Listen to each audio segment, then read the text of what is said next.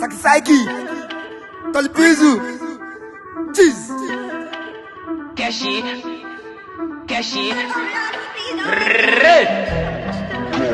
Ó ti pẹ́ tí mo ti ń bá bọ̀, eégún wọlé ẹ kíkàbọ̀, student tèmi ò ní campus, ẹ lè rí mi pẹ̀lú campus, èmi rapper àti gangster, ẹ máa rate mi ní 5 star, ikú lójó ní 6 pack, ẹ máa rí mi nínú paper, jíjí mo tí mi ò fẹ́ trouble, gbẹnu dákẹ́ you dey fumble, fún mi lọ́tí mi ò fẹ́ túbọ̀, kí ló ṣẹlẹ̀ kí la tún gbọ́, pàpàpàpà sásì ti ń bọ̀, ẹ lọ bọ́ṣọ wọn máa ti ń bọ̀, ìfàyẹmí ọkọ̀ sùn ń bọ̀, tẹ bá lọ bí ogun sí ń bọ̀.